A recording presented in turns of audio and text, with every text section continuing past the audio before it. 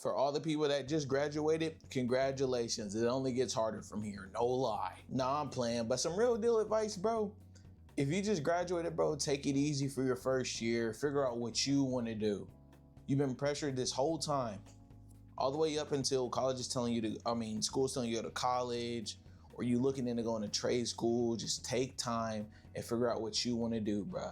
Keep working that job you're at, whether it's retail, fast food, whatever. Just stay there for a few months after graduations, stack some paper up, and don't spend nothing unless you have to. All right, if your parents are giving you the option to stay home, stay home. But speaking of graduation, people that aren't graduating this year, summer break's coming up. You already know what that means. If you're a junior, sophomore, freshman in high school, well, I don't think freshmen are watching that shit, or if you're someone in college, spring break's over, but summer's coming up. You know, everybody's gonna be at the beach, everybody's gonna be out, everybody's gonna be at the mall, bro. And today we're gonna find out which type of person you are on summer break. We got a video by Cheats. Go like his shit. Let's get into it. Summer break is when everyone collectively loses their minds. No more homework, no more structure, just 3 months of either becoming your best self or completely rotting. So let's go over the types of people on summer break. Meet Ethan. Ethan hasn't touched grass since finals week. He's been in the same chair for so long his spine looks like a cursive L. He eats dinner at midnight. The Mario Kart music?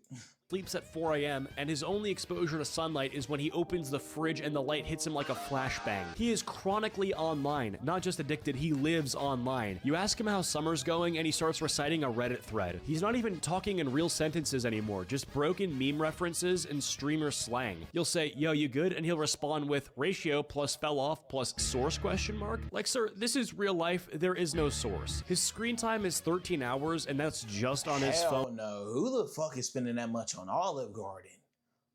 Lock them up immediately.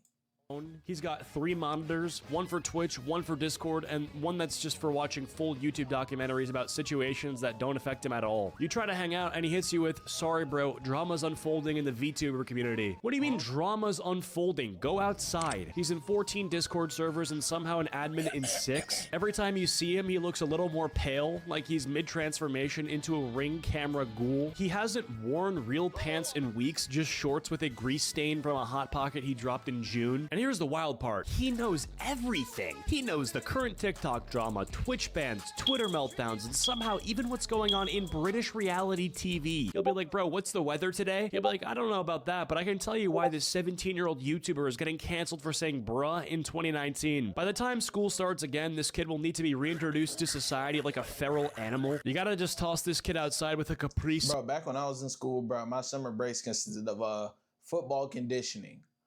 What was it? It started in June, like June 20th something.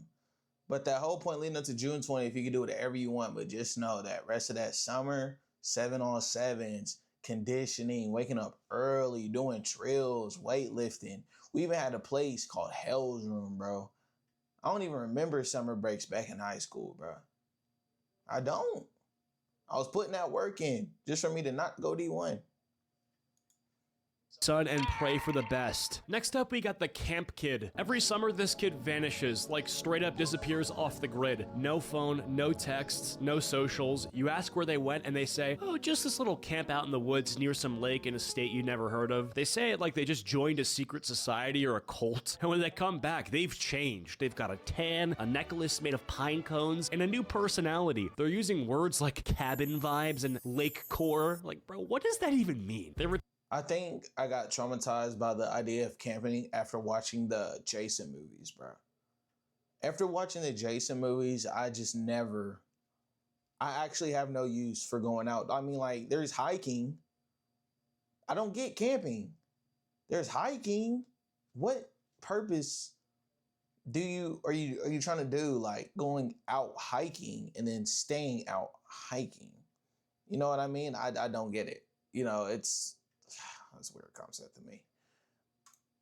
Return home with 6 friendship bracelets, 2 new catchphrases, and a crush named Sage, who lives in Vermont and writes poetry about frogs. Suddenly they're journaling, saying things like, "Nature just speaks to me," and bringing up how they saw a deer and felt something shift spiritually. Every convo turns into a flashback. One time at camp, we made s'mores, then Elijah farted so loud a raccoon fell out of a tree. Cool story, but we're at Chipotle right now, can we not? They romanticize everything, even the traumatic parts. Yeah, we had a tornado warning, 2 people got poison ivy, and speaking of tornado warning, RIP those people in Missouri, and it apparently came through Kentucky. I ain't hear nothing about that, but I heard it killed 26 people.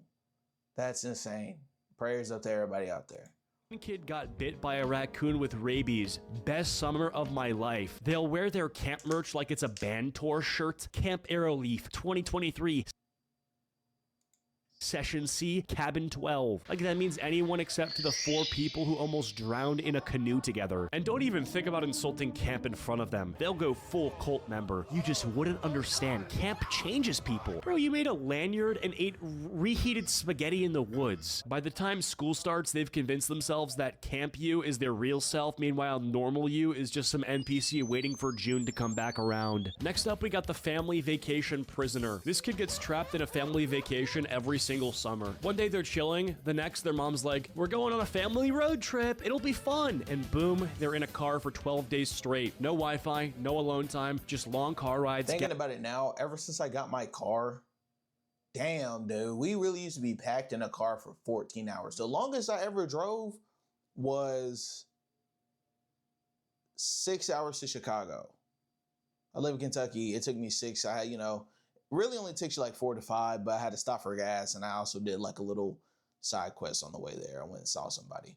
But dude, hell no.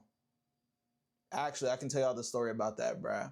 So my trip to Chicago, bro, I stopped in a place up there in Indiana, and it was a swinger community. And I didn't read the Airbnb, bro. So when I got there, lady had her out, and like, me, I try to be nice, I try to be respectful, because even though they're swingers, I ain't gonna keep staring. But and then her husband walked up. I was like, yeah, dude.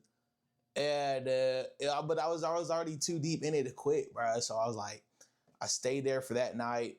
Next day, I was supposed to stay there for 3 days. Stayed there that night. I paid for 3 days. I stayed there that night.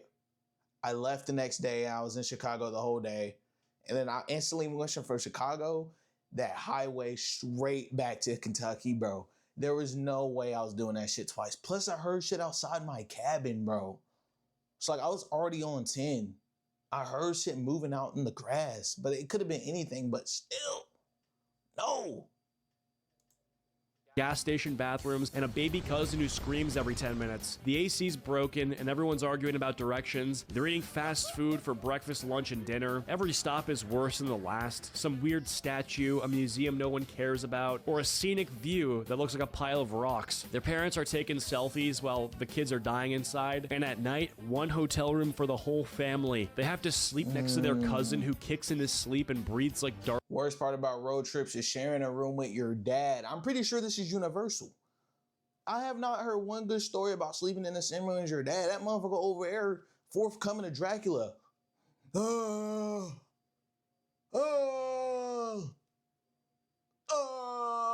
Like, you wake up in the middle of the night, like, yo, what the fuck going on over here? Like, but my dad slept with one of the things, I don't know if y'all know what this is. This one of the masks, and you turn it on, and it goes, and my fucking fan just turned. It sounds like that fucking fan that just turned on.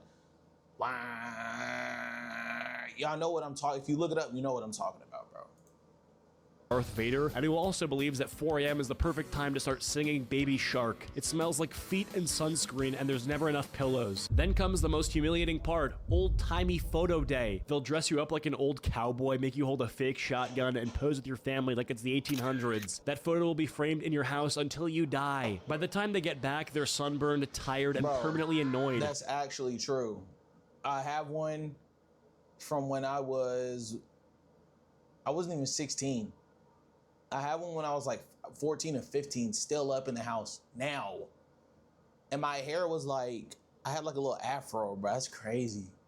You ask how their summer went and they just say, don't talk to me. Next up, we got the Instagram flexer. This is the kid who vanishes for 1 week and comes back acting like they just lived through the plot of The Wolf of Wall Street. They hit you with 36 Instagram stories in a row from Turks and Caicos. Every single one of them is standing in front of a palm tree doing the same pose, peace sign, looking away, or that candid laugh while they check their phone. They rented a jet ski for 15 minutes and now they're posting captions like, God. Dude, I'm so ready for GTA 6. I know this ain't the video, but fuck, bro. GTA 6 is going to change the culture. Promise you. Now I have more time to build up my platform and build it up even more when it comes out because there's so much shit you can do. There's so much shit you can do. And I'm talking about I'm going to have long-ass gameplays, like 3, 4, 5 hours worth of me just doing shit. I'm not going to do the whole story straight way through. I'm going to do the story, some side quests, bro. GTA 6 is gonna be an experience, bro. I'm telling you, and it looks so good too. Got my trusty PS5. That motherfucker gonna sound like it's gonna blow up, but I don't care. God's timing, my timing, with like the greater than symbol facing God's timing. Or even worse, started from the bottom, now we here. Bro, you started from a gated community, your dad owns a car dealership, and your mom sells essential oils. What bottom?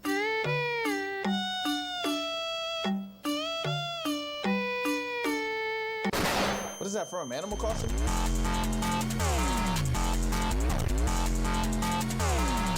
And the flexing doesn't stop after the trip ends. They'll recycle the same 3 photos all summer. Throwback Thursday, boom, beach pic. Feeling blessed, boom, yacht photo from 2 months ago. New post drop, same exact photo, but now it's black and white with the caption, lost in the waves. Okay, yeah, you were near water once, congrats. They'll come back to school in the fall with a fake tan, 2 overpriced bracelets from a beachside gift shop, and a new personality based entirely on traveling. They start saying stuff like, the culture really changed me, even though they spent the entire trip taking mirror selfies in a hotel lobby and eating mozzarella sticks from room service. The worst part is they'll try to act like they didn't care. Like, yeah, it was whatever, just a little getaway. Meanwhile, they brought a ring light in their suitcase and made an unboxing video of their resort room. They also love acting like they paid for the whole thing themselves. No, bro, your mom booked it on Expedia and now that I think about it, bro, that's another conversation.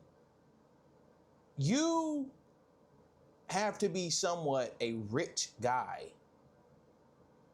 You have to be somewhat rich to take a family of 2+ anywhere from Florida, New York, wherever, anywhere over 2 states over, and drop. I like looking back on this. I never knew how crazy this was. And drop. First off, you have to have the PTO from work. You have to have so much money in gas money. You're talking about, I just remember it. We drove 14 hours. We drove 14 hours from Kentucky to Florida and stay there for, I think, a week. First off, you can't take no other days off, so you got to save up all your PTO. Then you got a week's worth of a hotel. Think about this shit today. An average night for a hotel is like $120 a minimum. For a decent one that doesn't have roaches and fucking rats the size of your fucking head. A decent hotel is $120 a night. $120 a night for 5 nights. And then you got your nagging ass kid. I'm hungry. I'm hungry. You know, every 5 minutes once you leave the beach, you're going to these crab shacks, these fucking restaurants, bro, and you're going to see all these places, and you're spending more gas money, bro. That shit was actually, we was really spending thousands of dollars on road trips. Insane. Use points. You didn't grind for this. You packed Crocs and complained about the Wi-Fi. And by the end of the summer, they've posted so much, you're starting to think they live on vacation. That's a gameplay I might do too, Dead Island 2. I might buy that PS Plus. They got so many games on there, bro. We can do so much shit. But come September, back in math class, same hoodie, 3 days in a row, acting like none of that ever happened. Next up, we have the we should hang ghost. This is the person who hits you with that classic, yo, we gotta hang this summer for real. And you, being delusional. Nigga, I do that every time I go out. If I see somebody dap them up, all right, I'll stay in touch with you. I ain't even bother picking up that phone as soon as I left that store. It's all love, though. It ain't like no fake shit like, oh, I hate that nigga. It's just like, that's my automatic response. All right, bro, I'll text you. We can do something. All right, yeah, I'll hit you up later. We can play the game or something. Never do. I gotta take a shit, bro.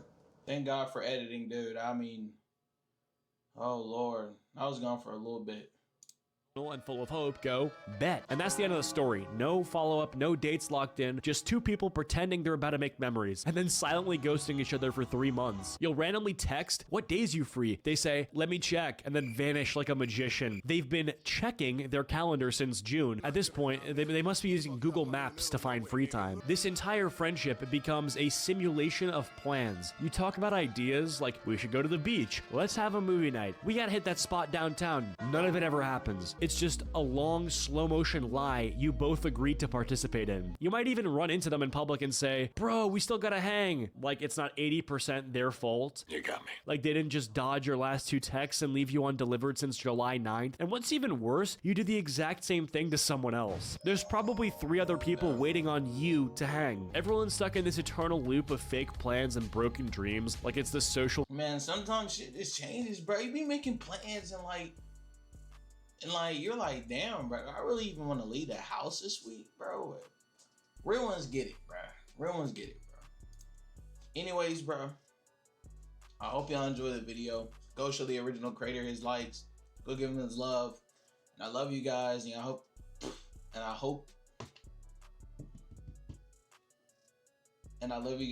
you have an amazing break. And if you graduated, congratulations. We're all proud of you. We love you, and have a good one. Peace.